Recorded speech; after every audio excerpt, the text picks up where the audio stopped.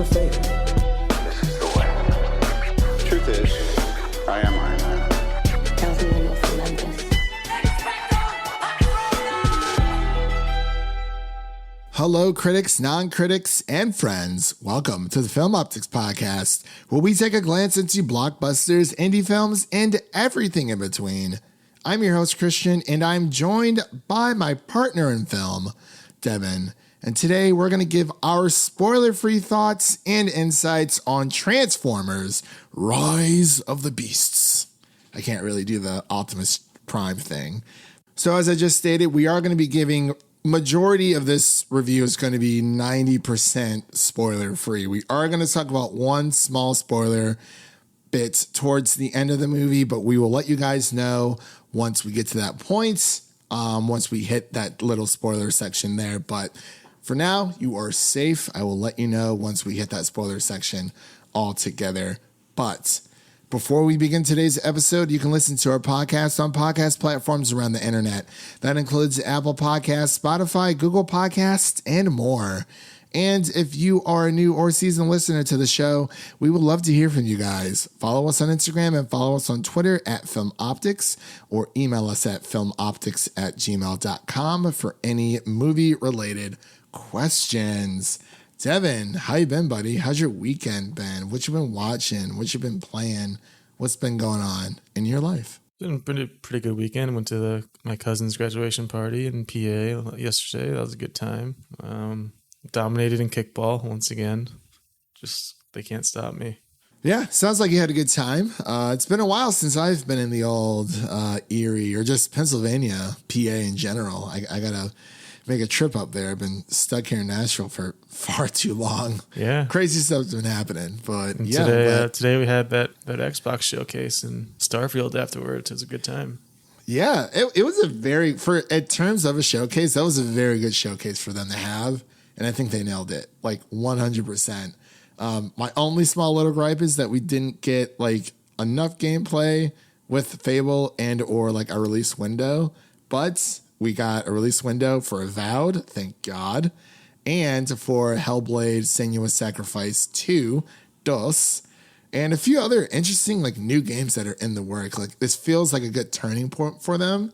We just have to see if they're actually going to deliver. You know, a lot of games nowadays get delayed, which is totally fine, but I just don't want the game to get delayed and then it ends up terrible like Redfall did. We just can't go back to that. You know, they started off right with Hi-Fi Rush, hit a bit of a speed bump, but hopefully it'll be smooth sailing if they can, you know, keep the momentum going for now. But yeah, that was a great showcase. And of course, the Starfield directs afterwards.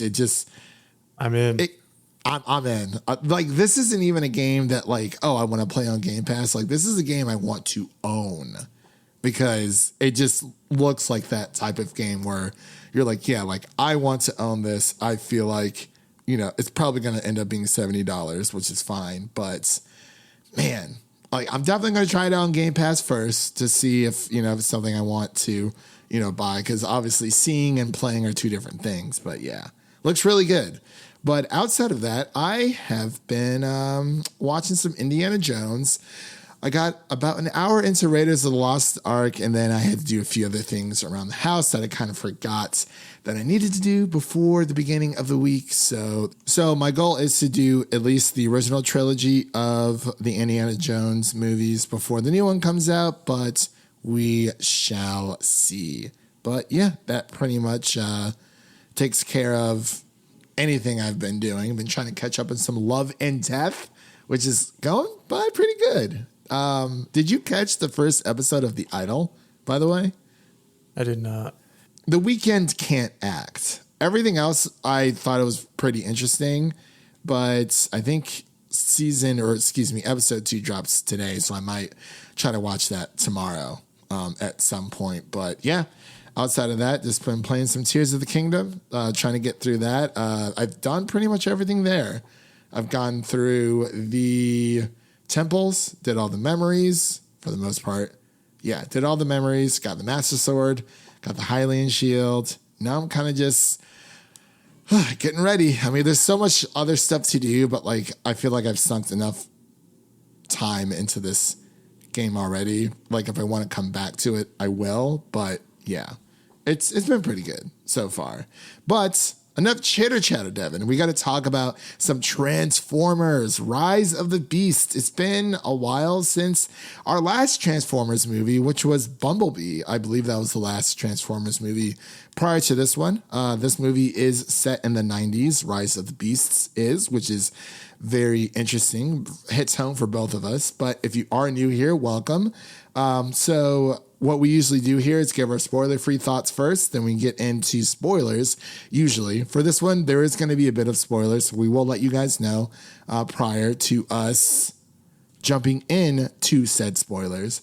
Then we'll give our final thoughts and our ratings, and then we'll close out the episode. That's pretty much how our review segments go here on the show. So, without further delay, we'll be right back after this introduction to Transformers: Rise of the Beasts.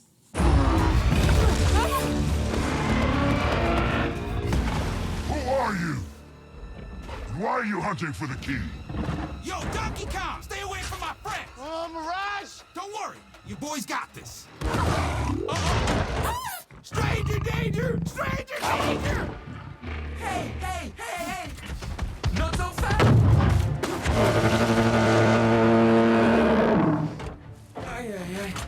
Hey, over here, kitty. Stand down! I won't ask a second time.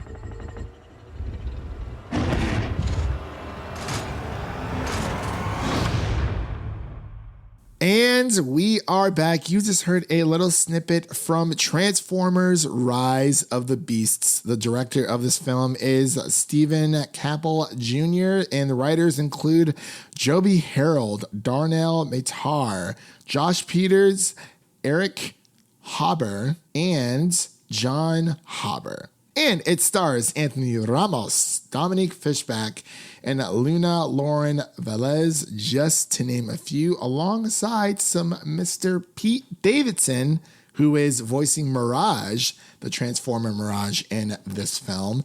And the synopsis is as follows. During the 90s, a new faction of Transformers, the Maximals, joined the Autobots as allies in the battle for Earth. So that's pretty much the long and short of it all together. So we're going to get into our spoiler-free thoughts here. So I'm going to pass it back over to Devin so he can give his spoiler-free thoughts, his initial reactions of the film. Yeah, we're back in the Transformers world. It does feel like it's been a while because let's see, Bumblebee came out in 2018, so it's been about 5 years since we had a Transformers movie. Mm-hmm. And I remember definitely we grew up on the original Michael Bay trilogy. Like that's just kind of Shia LaBeouf, Megan Fox. Like that's just our bit of our childhood there, growing up on that. They were a good time. Like they have their flaws obviously, but through and through, a solid time. And then the Mark Wahlberg ones came out, and I don't think I ever watched those ones, to be honest with you. Nor did I.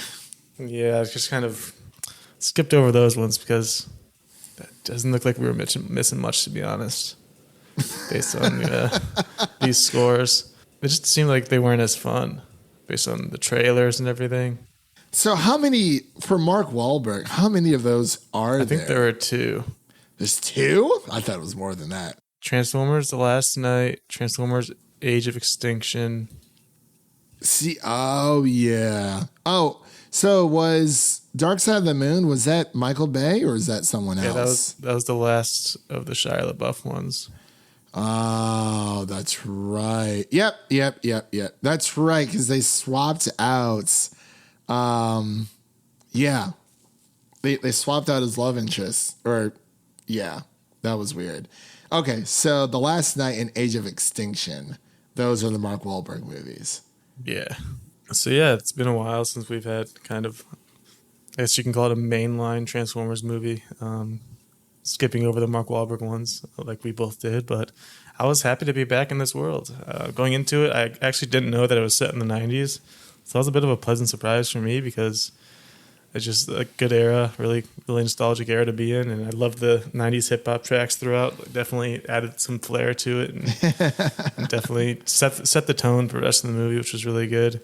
I do like how it was set in the 90s too, because it kind of gives them more freedom to just kind of do whatever they wanted. They didn't have to really follow any of the older movies or keep things canonical. They could just do their own story and have fun with it. And that's what they did here. Definitely a fun movie. Definitely a crowd pleaser. Like, I was in a packed theater. Everyone was eating it up. You get the crowd favorites: Optimus Prime, Bumblebee. They're all here. Some new additions, the Maximals. Well, a bit underused. Definitely really cool to see on the screen. And I think just overall, Transformers has always had like really cool CGI and effects, and it stays strong here. Like, it all just looks so cool on a screen. Ever since the Michael Bay days, so just seeing these giant Transformers fighting each other, it's always going to be a good time. Definitely, man. It has been a wild ride. So for my screening and my initial reactions for Transformers Rise of the Beast, it was weird because, I was sitting down, you were waiting for the movie to start. Obviously, there aren't any previews that happen for screening events. For this one, it definitely was a mix of, reserved seats for critics and then like a fan screening thing. Which is what they seem to do nowadays, depending on the studio. But it was kind of weird because as soon as we, the movie was about to start, and they showed us like a 5-minute featurette of Transformers Rise of the Beast before the actual movie. And there was a timer at the very bottom, and it was counting down from 5 minutes. And I was like, I hope they don't really share like a lot from the movie in this featurette. It feels like something that they would just like pop on a Blu-ray, but it was kind of nice to have the featurette before watching the movie because the director, he was so excited to Stephen Caple Jr. He was very excited. Just I was actually going to mention the director's from Cleveland, so that's cool. Nice, yeah. And he did Creed 2, if you remember. Oh, did he? I did like Creed. Creed 2 hit deep. It was very good. Very, very good. But yeah, he was just explaining, or expressing his love for Transformers and the Beast Wars altogether, where the Maximals come in through, the cartoon show and whatnot. And then, of course, the voice of Optimus Prime, he kind of went through how he's really loved voicing Optimus Prime for all of these years, and it was nice little touching moments. But after the 5-minute featurette, I was like, okay, now we're here. We're finally here. Another Transformers movie, and I tweeted out afterwards saying that this movie was an exhilarating ride. And it's a nostalgic powerhouse that capturing the 90s essence with a killer soundtrack and amazing performances by Anthony Ramos and Dominique Fishback. And Pete Davidson does nail it as Mirage. Of course, he is more so of the, not the butt of the joke, just the comical relief character. But of course, our boy Bumblebee is back in here as always. But I do agree with Devin. It was really nice to, see the Maximals. Not as much as I was hoping to see. We got a few transformations here and there. But yeah, I wish they were more so centered in with the story because it's called Transformers Rise of the Beast. Obviously, they play a part within the within this lore, within this film, but it was more so, the Autobots and the not the Decepticons. I forgot the name of the antagonists or the villains. It was like Terraforms or something. Yeah, it's honestly, there's a lot of different Transformers linguistics going on. There's Optimus Prime and there's Optimus Primal, and it's like, oh, I see what you did there. And yeah, but overall I did enjoy it. Usually when it comes to either Godzilla, kaiju movies, or Transformers movies like this, you really hope that the human stories are as good as the, what everyone comes to see, which is these big robots fighting against each other. And I think for what we got, I thought it was very good, especially Anthony Ramos' character, his relationship between him and his brother. I was like, oh man, that's stuff that we really want to see. And obviously Dominique Fishback's character, she was working in a museum, uncovering artifacts, and that's kind of how they meet paths through some dodgy decisions through Anthony Ramos and his backstory. But overall, I thought this was a great blockbuster film. I don't know if it's like my favorite blockbuster of, summer blockbuster of 2023, but it's definitely a good time, and I was thoroughly entertained. It's like at the end of the day, it's just kind of, it's spectacle, and that's what you expect. And yeah. I think it has just enough heart to like keep you invested throughout the story. Definitely some silly things that go on throughout it, but it's spectacle and it's a good time. I actually think I liked it. I think I liked it more than Fast X, to be honest. Absolutely. It's a blockbuster. Yeah, 100%. I mean, of course, you have Bumblebee, but I know not everyone likes Pete Davidson, but I thought he did like a really great job. Yeah, he definitely had some laughs in this one. There's a couple of jokes that definitely stand out. But yeah, it being set in the 90s, like you said, it's very, it's nice. I like it when movies are set like either obviously like in the 90s, like the era, or like early 2000s where we grew up, or something like a little bit prior, because the technology isn't necessarily there, and it really it makes for interesting storytelling, because obviously we've had movies like Missing, which is obviously set like within present day, and you can still work around that. You know what I mean? When it comes to like mysteries and unraveling the truth when it comes to plot details and plot twists and whatnot. But yeah, something about it being in the 90s, like it felt very 90s. I would definitely go see this again. I feel like it might have been like a bit too long, but again, I've only seen it once. So I feel like I need to see it again to actually hold true to that statement by saying like, oh, it's way too long. But some movies, it's way too long. Yeah, it was actually, for me, it was shorter than I was expecting. I thought it was going to be like over 2 hours, but I guess it was just kind of right around 2 hours. Yeah. And I think what happened with me is that probably me thinking that this felt longer was the fact that I had 3 screenings this past week, like in a row. So I had The Flash, which was like 2 hours and 20 minutes. The pacing for that could definitely be better. And then I went to go see Transformers, which we're talking about today. And then the following day, I went to go see Elemental, which did not feel very long. But I think I was still feeling the pacing issues from The Flash going into Transformers. I wish I would have had like a day in between each, like every other day. But since I saw 3 movies back to back to back, I feel like Transformers kind of got caught in the middle by me feeling like it was longer than what it actually was, if that makes sense to you. Yeah, problematic movies can do that to you. Yeah, yeah, that too. But yeah, for sure. But was there anything else you wanted to mention in our non-spoiler section? Yeah, I think I also wanted to mention that Anthony Ramos is just quickly kind of becoming one of the top young actors we got coming out recently. Like, the more I see of Anthony Ramos, the more I enjoy it. He just kind of got that charisma. He's got that riz. He's got that riz. He really, really does. And, the dynamic between him and his brother and his mother as well. His brother, the actor for his brother was great too. Dean Scott Vasquez. He was great. He was amazing. He's like, I'm going to beat that game. I'm like, you go, man. You beat that game. I was like, he understood the assignment. Like he was there through and through, and I absolutely loved his character. And just the fact that, you get to see Dominique Fishback as well. I think the last film I saw her in was, oh my gosh, what was it? It was with Daniel Kaluuya. I think it was in 2020. Judas and the Black Messiah. Yes, Judas and the Black Messiah. Thank you.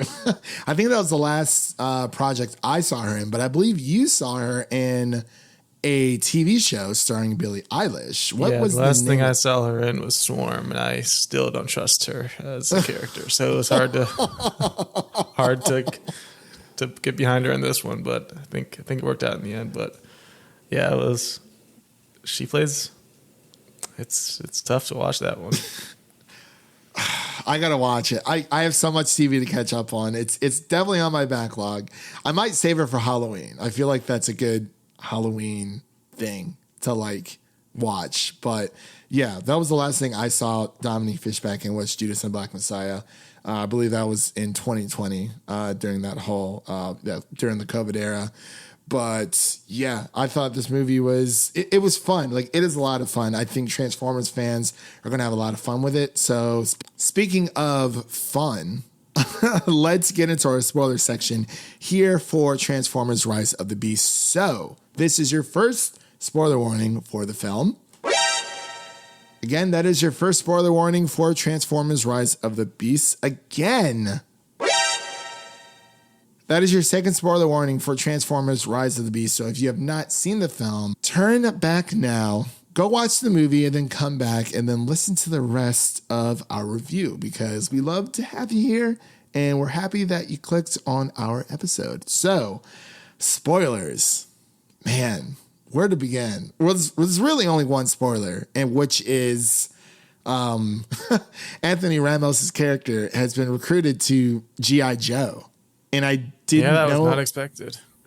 Not expected whatsoever. And I was like, I was confused because you saw it before me. You saw the film before me. And I just texted you. I was like, G.I. Joe? You're like, yeah, they're both Hasbro. I was like, oh, I guess they are. The HCU is forming. The HCU. The old Spark. I cannot do that. But no, that was a nice little twist. And I'm glad that we got that, because towards the end of the movie, I was hoping that, like, I was like, okay, you know, what's going to happen with Anthony's, I forgot Anthony's character's name. I do apologize. But Anthony Ramos's, his character's brother, because his brother had sickle cell. And I was like, okay, so like, are they just not going to touch on that? But I'm glad that they did touch on that. But I really wanted to see his brother beat that Mario game. Yeah, I think he can do it. I think they're planning a trilogy in this one, so he can beat it in the second one, or at least make some progress. He's going to be like, you know what? Forget this Mario game. I'm going to go play some Zelda or some Pokemon instead. Or some Transformers. I'm going to go play some Transformers video games altogether. But yeah, so what did you think of the big twist, the spoiler, the G.I. Joe spoiler? And what do you think this spells for Transformers moving forward? Yeah, I think it could be interesting depending on kind of who they can get involved. Because I remember those G.I. Joe movies with Channing Tatum, they were just kind of there. Like, I don't really remember anything about them. I think I watched the first one, and then there might have been more after that. But G.I. Joe, it's kind of interesting. There's some interesting characters there. I hope this is better. Like, you know, obviously they're crossing this stuff over, and I was like, I just didn't even realize that, like, not the fact that it couldn't be done. It's just, I don't know. I just never thought about that happening. And I was like, oh, I guess this is happening, because also we got that Snake Eyes movie. Yeah, I forgot about that. I never watched that, actually. Never watched it either, and I totally forgot that Channing Tatum did those G.I. Joe movies. Like, oh my God, The Rock was in those too. It just looks. Oh God, it's so He's weird got time. how, like, yeah, it's so weird with The Rock now, where it's like 5-6 years ago, you're like, oh yeah, like, you know, oh, The Rock's in it. Oh, it's gonna be awesome. And now, you know, after everything that happened with Black Adam, it's like, oh, it's like, oh, The Rock's in it, I guess. But hey, he's coming back for Fast, the next Fast and Furious movie. So that'll be pretty fun. Sorry if I spoiled that, but it's just, I think enough time has passed, especially for that, because you know what? It doesn't even matter, because what was it? Deadline Hollywood, someone spoiled it anyway. And they were like, oh, this is an exclusive clip. I was like, yeah, whatever. But yeah, so G.I. Joe, I'm very interested to see how that mixes in with Transformers. I mean, if done right, it could be one of the best crossover, you know, properties altogether. And hopefully it's just something good, you know? Yeah, I think there's some opportunity there. Yeah. I definitely want to see more of these movies altogether and just kind of just see where it goes. But overall, I thought it was a fun movie. I think people should go see it if you just want to see giant robots fighting off against each other, battling each other, the Maximals and the Autobots. There actually is another spoiler that I was going to bring up. I thought it was interesting that for once, Optimus Prime didn't get sacrificed. It's usually him that throws himself on the sword and jumps on the grenade and sacrifices himself for the greater good. But this time it was Bumblebee. That's right. Actually, thank you for bringing that up because I totally forgot about that. We have to give some more love to our lovable yellow robots. Number one, the first thing is I love how they called back to Bumblebee because I believe Bumblebee is like the reboots starting everything over. So yeah, Bumblebee was in 1987, so a few years before this movie. Right. Okay. I definitely like this timeline much more than, obviously during the beginning of the other timeline, that was a little bit different, but I like how Bumblebee is like the new canon. So it's like, hey, we're going to start with Bumblebee, go from there. And yeah, we got a nice little shout out or a callback to the Bumblebee film. And then of course, Bumblebee takes one for the team and he gets revived, which is pretty awesome. And I love. Yeah, Bumblebee. This was the star of the show here. Like he's definitely like the number one fan favorite. He had some really cool moments in this one. I love it how like when Bumblebee first gets comes onto the scene, and he's talking to Optimus Prime about how like humans aren't so bad, and then of course he doesn't have his voice box, so he does the you can't handle the truth, Jack Nicholson. And then Optimus you gotta stop going to drive-in theaters, man. He's like, I don't want you going to those drive-in theaters anymore. But how could you not love Bumblebee? Like he's always a fan favorite, of course. But it's always great to have the gang back together. The Maximals were awesome. We got to see a little bit of transforming with them all together. But it was pretty sweet. It was really cool when they maximize. Yeah. Maximals maximize. Maximals maximize. I definitely wish we could have seen more of them though, because it didn't feel like it was focused on them as definitely nearly as much. Yeah, I agree there. It was a bit of a bummer. Hopefully, maybe in the future. I mean, get some more Beast Wars action going on. But yeah, I guess they could make the next one more of a Beast Wars itself focus. Mm-hmm. Yeah, they had some trivia going on for us as well. I didn't know like half the answers, but everyone's like, there's a lot more Transformers fans out there than I realized. It does go way back. Way back. Like even before us. Like, I mean, it was definitely like we were born in the 90s, but we really grew up in the 2000s. Like we grew up in the 90s, but it's like, when it comes to like our like teen years and stuff like that, it was really like in the 2000s, like the 2000s is where we really thrived. But we were born in the 90s, so we kind of like it was around, but yeah, that was more for like kids who grew up in the 90s, like actual 90s kids. But I don't know. That's just the way I view it. But yeah, a great blockbuster of a movie. So let's get into our final thoughts and our ratings. Devin, what are your final thoughts and ratings for Transformers Rise of the Beasts? Yep, overall, just a kind of thoroughly enjoyable movie. There's a lot of spectacle, a lot of fanfare, a lot of good crowd reactions throughout, and just overall a good time. Like we mentioned, not enough beasts. Definitely some silliness towards the end where it's just kind of everything comes down to this ending and it's just very silly, and there's a bridge that they all go on, and there's a lot going on, but it's just kind of how it goes with the Transformers movies because it's just big, dumb action most of the time, but that's why you're there. You shut your brain off and you have a good time. Overall, definitely one of the better summer blockbusters we've gotten so far this year, and kind of unexpected how much I liked it because there wasn't much hype going into this one, I don't think. Definitely kind of came out and there wasn't a lot of hype surrounding it, but I think it's doing well in the box office. I think it's around 200 million right now, which is definitely a good start. And overall, I'd probably give it like a 76 overall, just super solid. Had some issues, but it's a fun time. Yeah, for this one, I would also give it a solid, just like 75. much like I with the Flash. But not saying that like, you know, Transformers is, you know, on the same level as the Flash. Just like, I'm giving it 75 for different reasons, but more so I'm giving Transformers 75 pretty much the same reasons that you are. Like, I think it's a great blockbuster.